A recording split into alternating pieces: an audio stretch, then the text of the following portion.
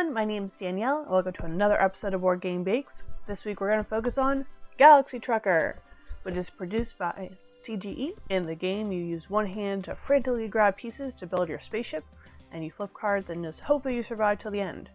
So we're going to be a little bit more careful with building our ship and making the pieces, but hopefully at the end we still have sweet victory. We're going to make a s'mores cake and cover it with fondant, and then we're going to use modeling chocolate to create our tiles that we're going to put on top of the board, and in the end we should have our own player board that you could eat. Yum yum yum. Let's get started. A new week, time for a new cake. We had s'mores last weekend and that flavor was just stuck in my head. So let's learn how to make a s'mores cake, which is less messy, maybe not during the baking process, but at least it's a little less messy to eat than an actual s'more. To start, add 2 cups of flour, 2 cups of sugar, 3/4 cups unsweetened cocoa powder, 2 teaspoons baking soda, and 1 teaspoon of salt to a regular mixing bowl, and you just have to mix it up with a whisk. Add in 2 large eggs, 1 cup milk, and 1 cup of vegetable oil. Stir that until it's thoroughly combined. Measure out 1 cup of boiling water and stir in 1.5 teaspoons of vanilla extract. Now you're going to add this to your big bowl and mix it until it makes a very wet batter. You just want to make sure it has equal consistency. Now pour that batter into a 13x9 pan that's already lined with parchment paper.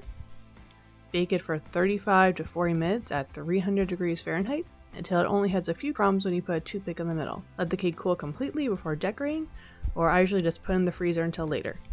To make the graham cracker crumbs, mix 3/4 cup ground graham crackers, 1.5 tablespoons of sugar, and 1/4 cup melted unsalted butter in a bowl.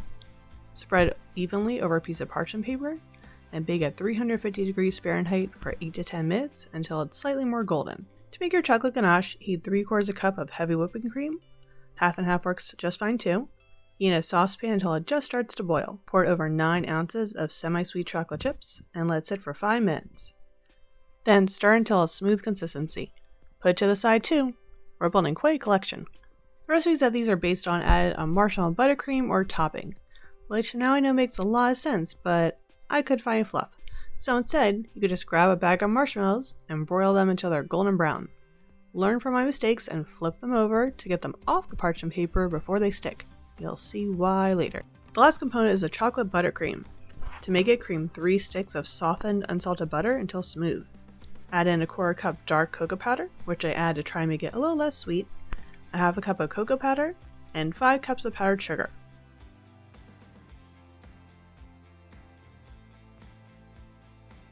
Once it starts to come together, add in 1/2 teaspoon of salt, 2 teaspoons of vanilla extract, and 3 to 5 tablespoons of half and half or heavy cream. Once combined, increase the speed to medium-high to get light and fluffy, and you can always add more cream if needed to get it easier to spread onto your cake. To assemble your cake, take the chocolate cake and cut it in half horizontally. Use a little icing to attach the bottom of your cake to your cake board. Pipe a row of buttercream around the border, and this is going to be a floodgate for all the delicious goodies you're about to put in it. Spread your ganache over your cake.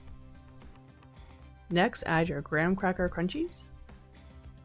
Now struggle to get your marshmallows off of parchment paper, or follow my advice and take it off before and learn from me. You have to get off the paper and then off your fingers and onto the cake, but don't worry, it still tastes delicious when you eat the cake. Put your top layer of cake on. The nice thing is that the marshmallows are so sticky that I didn't worry about putting in the fridge before putting on the crumb coat. Once you have a thin layer of chocolate frosting around the cake, let it set in the fridge to solidify a bit before applying your final coat of frosting.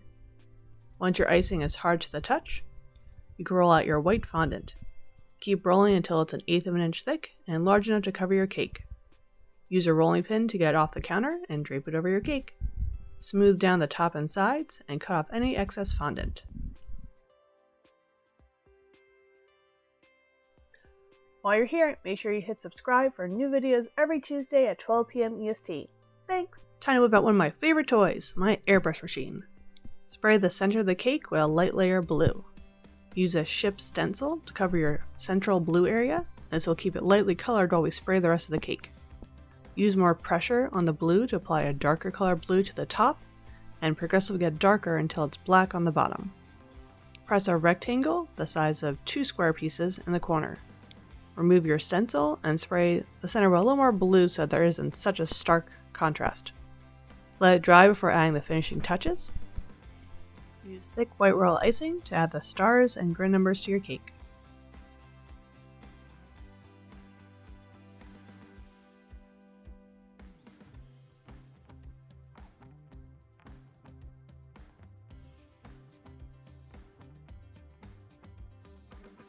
Onto the tiles. Fondant tends to crumble or crack when it gets too dry, so instead of using that, we're going to try making them out of modeling chocolate. Prepare the modeling chocolate in the same way as in the Birds of a Feather video, and add some black food gel to make the chocolate black. Roll out the modeling chocolate and cut out the ship shape, which is the same one used when you do the airbrushing.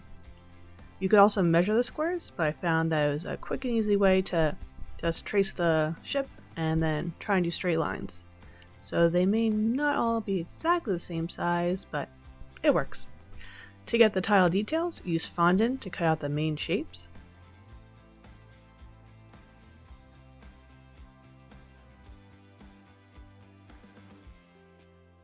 Use an airbrush machine to color them their corresponding colors, or you could just dye the fondant the different colors as well.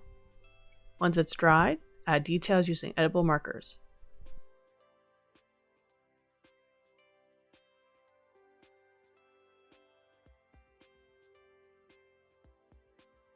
Now you're going to use royal icing to glue your fondant pieces onto your modeling chocolate. And you want to give that a little bit of chance to dry so this way it doesn't move when you're trying to put your pipes on. Once it's dried, use your white royal icing to add the pipes.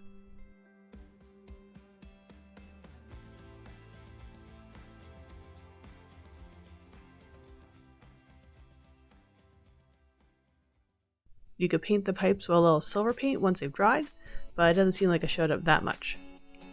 Your final task is to put your ship tiles onto your cake board.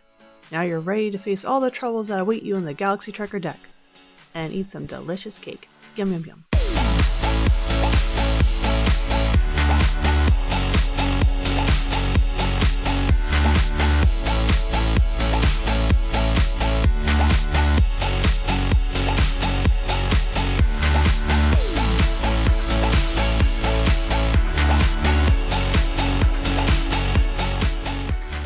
Thanks for watching another episode of Board Game Bakes. I hope you enjoyed seeing all the different components come together to form our Galaxy Trucker board.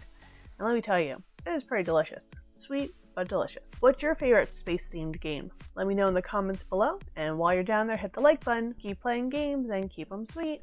Bye!